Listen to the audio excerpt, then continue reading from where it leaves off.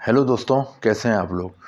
दोस्तों, आज की ये वीडियो उन लोगों के लिए है जिनके पास बहुत ज़्यादा पैसा नहीं है, जो कि लाखों रुपए खर्च नहीं कर सकते वीज़ा हासिल करने के लिए, जो कि एम्बेसी के चक्कर नहीं लगाना चाहते, जो कि वीज़े के लिए ख्वारी नहीं करना चाहते और जो चाहते हैं कि उनके पास बस पासपोर्ट उनका बना हुआ हो और वो एक एयर टिकट लें और किसी एक ऐसे अच्छे मुल्क में पहुंच जाएं जहां पे जाके वो बहुत सारा पैसा कमाएं अपने बीवी बच्चों के लिए, अपने माँ बाप के लिए और उनकी ज़रूरियात ज़िंदगी, उनकी ख्वाहिशात जो वो पाकिस्तान में या इंडिया में रह के पूरा नहीं कर पाते हैं, तो वो वहाँ पे जाके उन मुल्कों में जाके वो इतना पैसा कमाएंगे अपने माँ बाप, बीवी बच्चों की ख्वाहिशात पूरी कर सकें। दोस्तों, इस वीडियो में मैं बात करूंगा 3 ऐसे मुल्कों की जहां अगर आप जाना चाहते हैं तो वहां जाने के लिए आपके पास सिर्फ एक पासपोर्ट होना चाहिए और एक आपके पास एयर टिकट होना चाहिए। अगर 2 चीज़ें आपके पास हैं तो आप वहां आराम से जा सकते हैं और इसके लिए आपको पहले से कोई वीज़ा लेने की ज़रूरत नहीं है, कोई एम्बेसी के चक्कर लगाने की ज़रूरत नहीं है, कोई एम्बेसी की लंबी लंबी लाइनों में धक्के खाने की ज़रूरत नहीं है। और ये बड़े ज़बरदस्त मुल्क हैं, यहाँ जाके आप लाखों रुपये कमा सकते हैं। तो ये बड़ी ज़बरदस्त वीडियो है, ख़ासतौर पे जैसे मैंने बताया उन लोगों के लिए है जिनके पास इतना पैसा भी नहीं है और जो नहीं, मतलब जो इतना पे नहीं कर सकते, जो जिनके पास बहुत से लोग तो हैं जो लाखों रुपए खर्च कर देते हैं और उसके बाद वो वीज़ा लेके बाहर चले जाते हैं। लेकिन बहुत से क्या, ज़्यादातर लोग ऐसे ही हैं जो बाहर जाना ही इसीलिए चाह रहे हैं कि यहाँ पाकिस्तान या इंडिया में उनके पास इतना पैसा नहीं है, इतनी, या वो बेरोज़गार हैं, वो बाहर जाने के लिए बेताशा पैसा खर्च नहीं कर सकते। तो दोस्तों, इस वीडियो में मैं आपको 3 ऐसे मुल्क के बारे में बताऊंगा जहां अगर आप जाते हैं तो जैसे मैंने बताया आपको पहले से कोई वीज़ा वगैरह लेने की ज़रूरत नहीं है और जब आप एयरपोर्ट पे वहाँ पे उन मुल्कों के पहुँचते हैं तो आपके पास अगर 2 चीज़ें हैं, आपका पासपोर्ट वैलिड है, 6 महीने की वैलिडिटी है और आपके पास एयर टिकट है, तो आपको उसी वक्त 15 मिनट में वहीं पे वीज़ा मिल जाता है एयरपोर्ट पे और वहाँ जाके आप एक अच्छी लाइफ स्टाइल आगे गुजार सकते हैं। दोस्तों, हम आते हैं डायरेक्ट अपने मौजू की तरफ। पहला मुल्क जो है इसमें वो है, दुनिया का एक अमीर तरीन मुल्क है और उसका नाम है कतर। दोस्तों, कतर इतना अमीर है कि सऊदी अरब और दुबई, यूनाइटेड अरब एमिरेट भी इससे ज़्यादा अमीर नहीं है। यानी कतर सऊदीया और दुबई से भी ज़्यादा अमीर मुल्क है। इसकी इकनॉमी बहुत मजबूत है और यहाँ पाकिस्तानियों के लिए और इंडियंस के लिए इन्होंने ये एक सहूलत दी हुई है कि अगर आप वहाँ पे कतर एयरपोर्ट पे पहुँचते हैं तो वहाँ जाके आपने वहाँ उसी वक्त आपको 15 मिनट से आधे घंटे में आपको वीज़ा मिल जाता है। आपको पहले से वीज़ा लेने की ज़रूरत नहीं है। आपको 1 महीने का वीज़ा मिलता है, आप कतर के अंदर एंटर हो जाते हैं और उसके लिए एक इम्पॉर्टेंट चीज़ है कि आपके पास होटल की बुकिंग वो ज़रूर देखते हैं। तो और जब होटल की बुकिंग है तो वो यहाँ पे जब आप पाकिस्तान या इंडिया में हो तो यहाँ पे आप उनकी वेबसाइट है डिस्कवर कतर, तो वहाँ से आप उनकी होटल की बुकिंग कराएं। तो होटल की बुकिंग आप कराएं 7 दिन की कम से कम। तो अब वो बस 2 चीज़ें चेक करते हैं, एयर टिकट आपका है, आपका रिटर्न एयर टिकट है और होटल की बुकिंग है, तो उसके बाद वो आपको 1 महीने का वीज़ा दे देते हैं। दोस्तों, कतर में उमूमन लोग जो जाते हैं 1 महीने के वीज़े के लिए तो वो कोशिश करते हैं कि उस दौरान वो कोई काम वगैरह ढूंढ लें, क्योंकि कतर की आबादी इतनी नहीं है, 26 लाख की आबादी है, तो ज़्यादातर वहाँ पे फॉरेनर्स वहाँ पे काम करते हैं और उन्हें बड़े अच्छे पैसे मिलते हैं।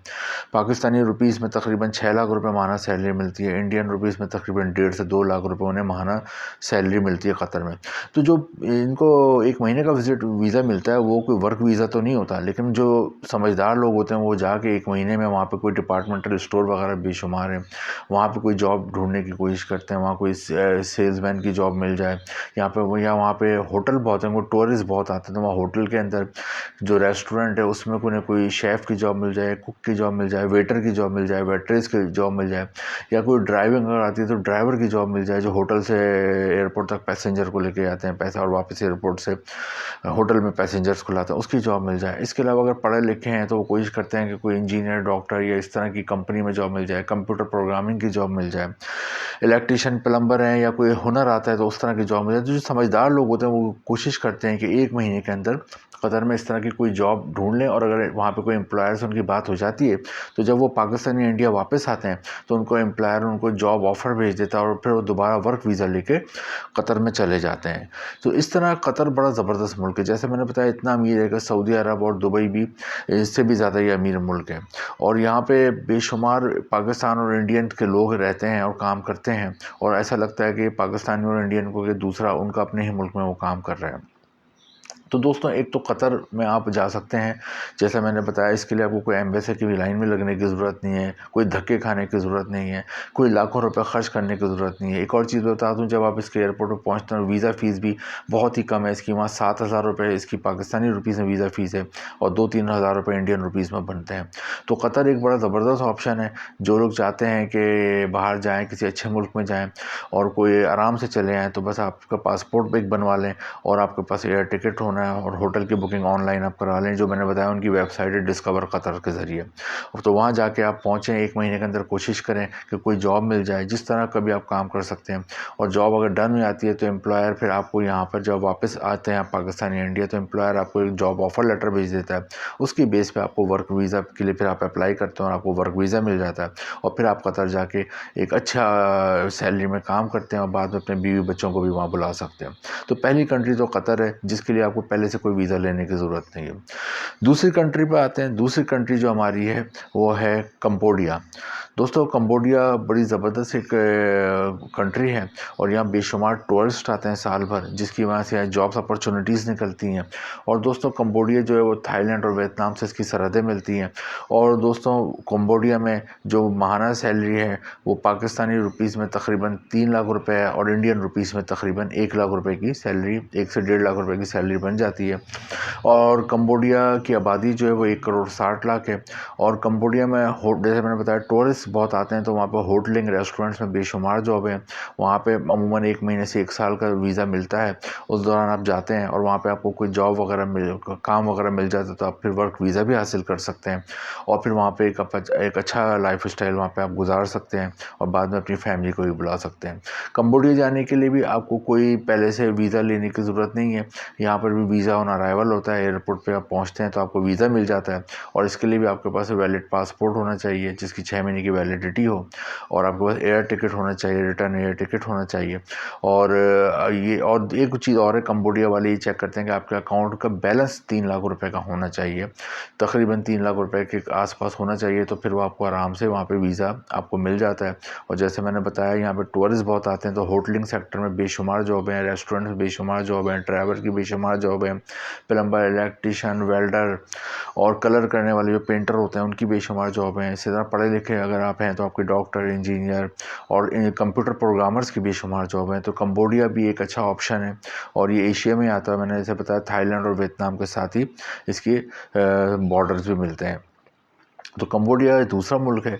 और तीसरा जो कंट्री की जिसकी मैं बात करना चाहूँगा जहाँ पे आप जा सकते हैं वो एक छोटा सा मुल्क है मालदीव। मालदीव का आपने नाम सुना होगा, ये एशिया में वाक़ है और इंडिया श्रीलंका के साथ इसके करीबी बिल्कुल वाक़ है और ये बड़ा खूबसूरत मुल्क है। यहाँ पर भी बेशुमार दुनिया से टूरिस्ट आते हैं, ख़ास तौर पे जो न्यू वेड कपल होते हैं उनका तो ये